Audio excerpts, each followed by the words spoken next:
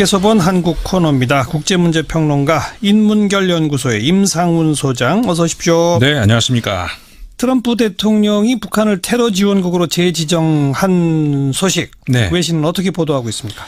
미국의 뉴욕타임스가 대표적으로 이제 보도를 크게 했습니다. 네. 21일자 보도를 통해서 트럼프 대통령의 북한 테러 지원국 재지정 소식을 전하면서 북한을 자극하는 외교 조치다.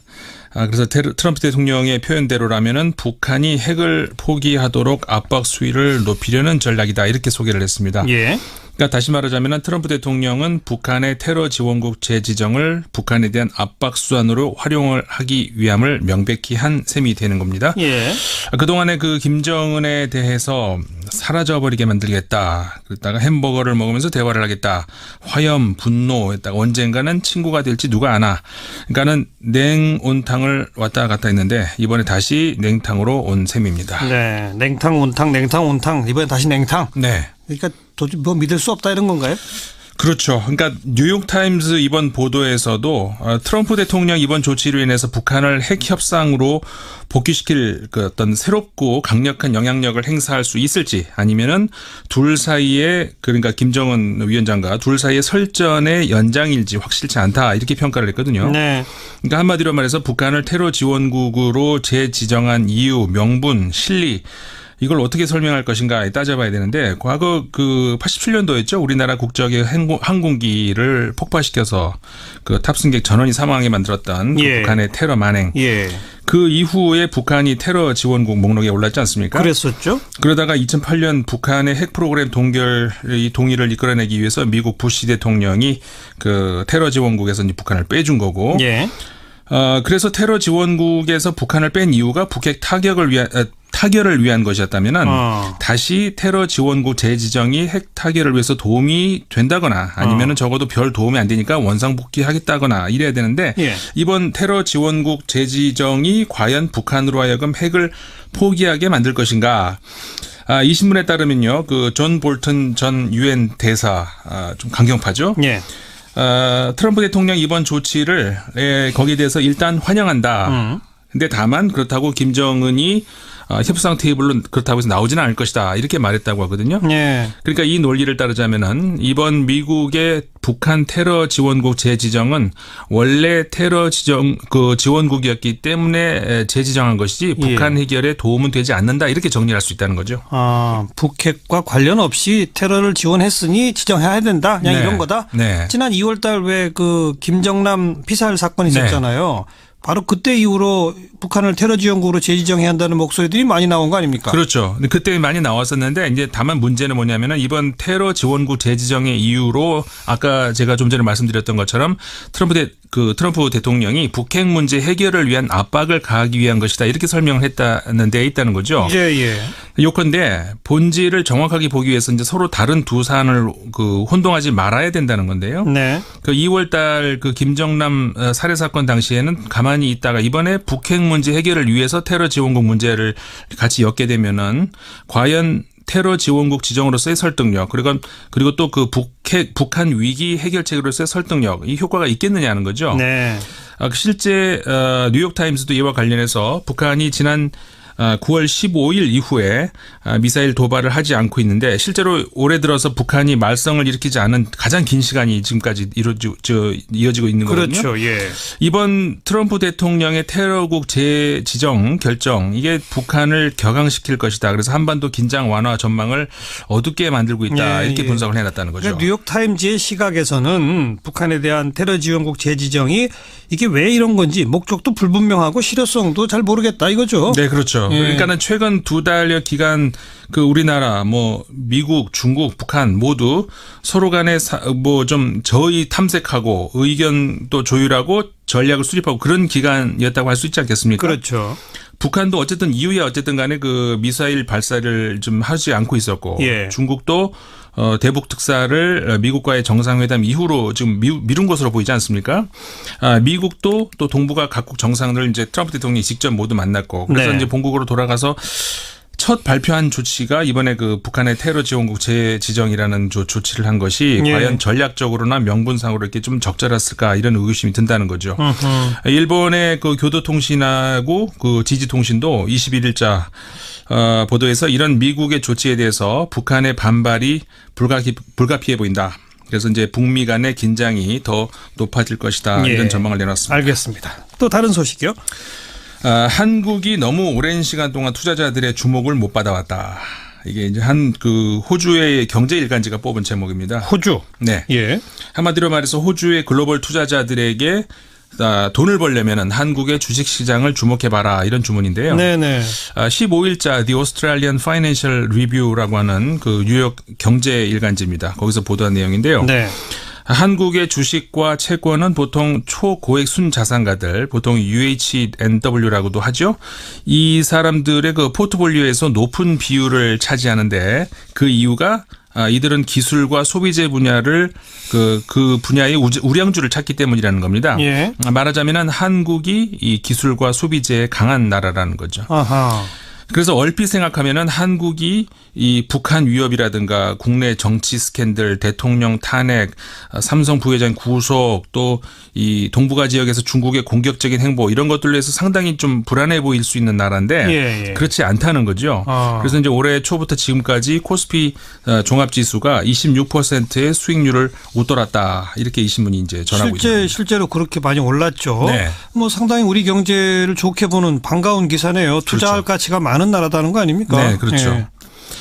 보통 순수익에 대한 그 주식 가격, 그러니까는 주가 수익 비율이 낮은 투자가 이익이 발생한다 이렇게 봤을 때, 그러니까 이 신문에 따르면은 한국 코스피 그 종합 주가의 강력한 수익 모멘텀에 비해서 초고액 순자산가를 위한 전망치에서 보는 한국의 주가 수익 비율이 9.5배 저평가되고 있다는 겁니다. 예.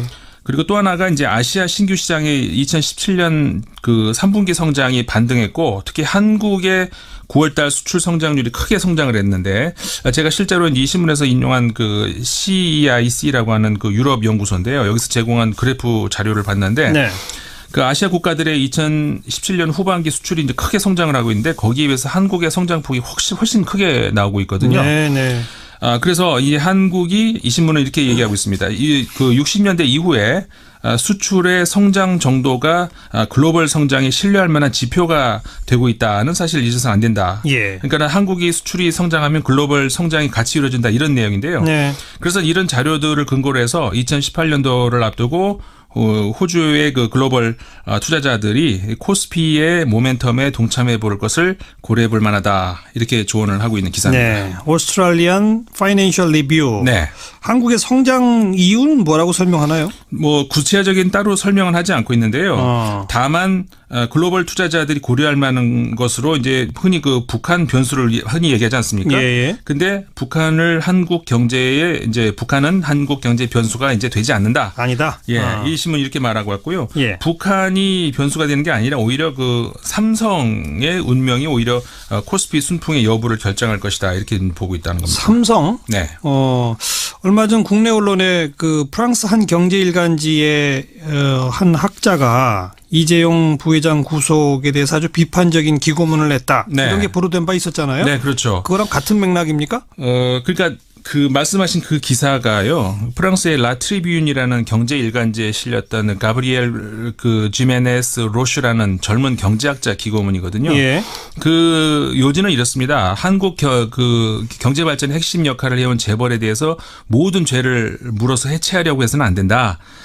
비유를 든 것이 아이를 목욕시킨 후에 그 목욕물을 버리면서 아이까지 버려서는 안 된다. 예. 뭐 그런 논리거든요. 예. 근데 이제 이 경제학자가 이제 한국에서의 재벌의 순기능하고 역기능을 좀 혼재해서 이해하고 있는 것 같이 보이거든요. 예. 뭐 재벌 기업의 순기능을 부정할 사람은 한국에는 없죠. 예. 한국의 그러니까 삼성이 한국 경제에 대한 기여 뭐 말할 것도 없이 큰 게 사실이고 다만 근데 이 공정거래 그다음에 경제 정의 차원에서 삼성 경영권을 쥐고 있는 일가의 부정한 형태라든가 이런 것들에 대한 시정을 국민들이 바라고 있는 건데 네.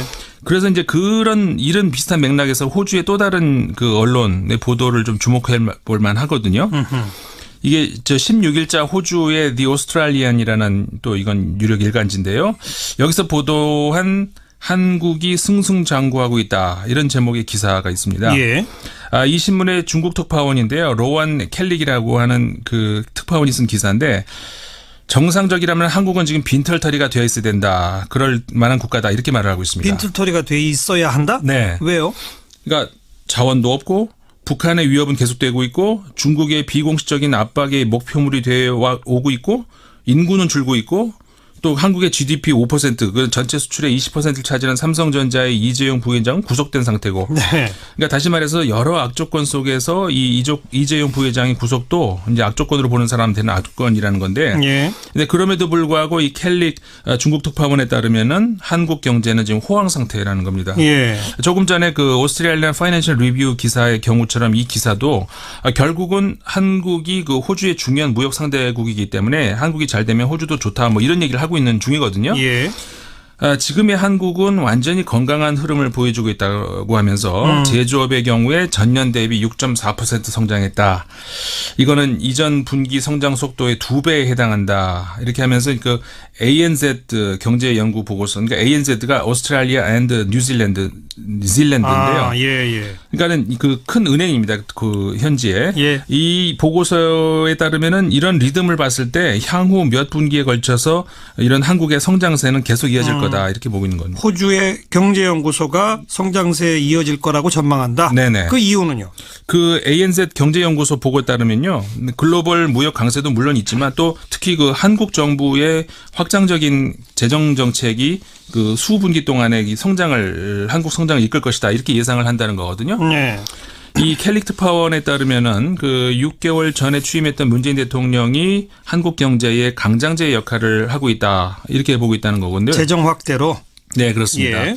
근데 그동안에 한국에서 이제 다수의 주요 그 정책 분야가 장기간에 걸쳐서 결정을 미룬 상태에 와 있었다는 건데. 그랬죠. 탄핵 사태 거치면서. 네. 그러면서 탄핵 이후에 한국이 이제 안도의 숨을 내쉴 수 있게 됐다. 이렇게 이제 보고 있는 겁니다. 예. 그래서 이 켈릭 특파원에 따르면은 트럼프 대통령의 그 한국 국회 연설이 이번에 그 트럼프 대통령의 아시아 순방 중에서 최고의 모습이었다고 이제 볼 수 있다는 거고요. 이거는 그런 만큼 한미 관계도 좋아졌고 중국과의 관계도 회복되고 시작했고. 그랬죠. 또 이 세계은행 월드뱅크에 따르면 국가별 기업 경영 환경 평가에서 호주가 14위라고 하는데 한국이 4위로 평가됐다고 하거든요. 네. 그다음에 교육, 신기술 4차 산업에서도 좋은 평가를 받고 있다고 하는데 그러면서 이 켈릭 특파원은 내년 2월 평창올림픽을 개최하면서 한국이 경제적 신뢰 또 역량을 높일 기회를 잡게 될 것이다. 예, 전망을 예. 하고 있다는 겁니다. 그러니까 뭐 북한 문제니 뭐니 이런 것 등등으로 한국은 상당히 경제적 악재가 많을 거다라고 외국에 있는 국민들은 생각할 텐데 경제는 안 그렇다. 네, 그렇죠. 앞으로도 좋아질 거다. 이런 네. 기사들이 좀 여기저기 실린다 이 말이죠. 그렇죠. 반가운 얘기입니다. 네. 자, 또 다른 국내 소식 어떤 게 있어요? 영국 일간지죠. 그 텔레그래프지가 한국의 이색적인 대학 수업을 소개하는 기사를 게재했습니다. 한국의 출산율 하락 속에서 대학들이 연애 수업을 개설하고 있다. 이런 기사입니다. 연애 수업? 네. 아하. 연예가 아니라 연애. 예, 예. 네. 그러니까 이 신문은 전 세계에서 출생률이 가장 낮은 국가 중 하나인 한국에서 몇몇 대학이 연애 수업을 의무화했다. 이렇게 보도를 하면서요. 예. 이 교수들은 연애, 사랑, 뭐 성, 남녀관계 이런 거에 대한 강의를 통해서 젊은 세대가 전통적인 가족 생활을 기피하는 흐름을 좀 바꾸고자 한다. 이렇게 소개하고 있습니다. 실제 어느 대학에서 그런 수업해요? 이 동국대학교하고 경희대학교라고 이 신문에 나와 있는데요. 그래요. 이 신문을 만든 동국대학교의 장재숙 교수는 이 신문과의 인터뷰를 통해서 그 수업을 만든 장교수. 네. 예. 한국의 인구수 감소로 연애와 결혼이 굉장히 중요한데 오늘날 한국의 젊은 세대는 너무 바쁘고 또 새로운 사람을 만나는데 서툴다면서 이제 강의의 취지를 설명했다고 합니다. 어떤 식으로 수업을 진행하는 거죠, 그럼? 그러니까 이 강의를 수강한 학생들은 그 한 학기에 3개월 있지 않습니까? 예. 그러면 한 달에 한 번씩 수강생 3명과 연애를 해야 된다고 합니다. 아, 그래요? 예. 예. 그래서 첫 시간에 자기소개를 한 이후에 이메일 통해서 누구하고 커플이 되고 싶은지 제출을 하고 네. 그다음에 과제가 뭐냐면은 데이트를 해야 된다는 겁니다. 데이트가 학과 과제예요? 과제, 네. 수업 과제? 네. 예. 그다음에 수업 시간에는 뭐 질투, 갈등 이런 거에 대해서는 관계 상황을 토론한다고 하는데요. 그래서 이제 이 이 수업의 담당 아까 말씀드렸던 장재숙 교수는 이 수업을 통해서 학생들이 자기 자신에 대해서 더 알게 된다. 그리고 다른 사람들의 눈으로 스스로를 보게 된다. 다른 사람을 대하는 방법, 대화의 법 이런 것들을 배우고 자신감을 얻는다. 이렇게 말을 했다고 합니다. 그러니까 그냥 단순히 남녀관계 연애뿐 아니라 더 넓게 말해서 사람과 사람 사이의 관계, 대화법, 커뮤니케이션 말하자면 인성 수업의 기본 이런 거네요. 그렇죠. 예, 게다가 이제 추가로 해서 가족의 소중함 이런 것까지. 예. 종합적인 인성 교육이죠. 근데 그렇게 연애에서 실제 커플이 탄생하기도 하나요? 실제로 연인이 만들어질 그런 원래 그 목적은 아닌데 수업의 목적 그건 아닌데 만들어지기도 한다고 합니다. 그리고 실제 한 쌍은 결혼까지 성공했다고 하거든요. 그래서 이제 이 수업이 대학에서는 굉장히 그 인기가 많다고 하는데 예. 그래서 이제 그 이후에 경희대라든가 인하대에서로도 이게 확산이 되고 있다고 합니다. 예. 제 생각에 이참에 그 한때 그 과거 회사에 있었던 사내 연애 금지 조항 이런 거 있지 않았습니까? 그게 아직도 있나요, 이런 게? 그런 게 있는지 모르겠는데 그건 좀 없어져야 되는 건 아닌가 그런 생각도 하게 됩니다. 우리 인구 감소가 대한민국이 맞닥뜨리고 있는 가장 큰 과제 아니겠습니까? 심각한 문제죠. 이걸 극복하기 위해서는 진짜 좀 뭔가 파격적인 것들을 해야 되는데 네. 대학에서 이런 연애 수업 상당히 좋은 것 같네요. 그렇죠. 또 인구학자 한 분은 이런 얘기를 하는 게 요즘 젊은이들한테 결혼해라 아이 낳아라 이렇게 말해봐야 이제 어렵다. 오히려 초등학교, 중학교 어린 아이들에 대한 교육을 바꿔야 된다. 어렸을 때부터 새로운 인식을 가져야 이 변화된 상황에 적응하게 되고 그렇게 돼야 가족을 이루고 아이를 낳고 하는 식의 생각들을 갖게 된다. 굉장히 설득력 있는 말씀. 이런 얘기를 하더라고요. 네. 단지 그냥 뭐 젊은 층, 청년층 실업률 해결 이것만 가지고 되는 게 아니다. 네. 더 장기적인 정책을 펴자. 이런 얘기들 나오던데 네. 대학의 연애 수업 강좌 상당히 재미있습니다. 수고하셨습니다. 네, 감사합니다.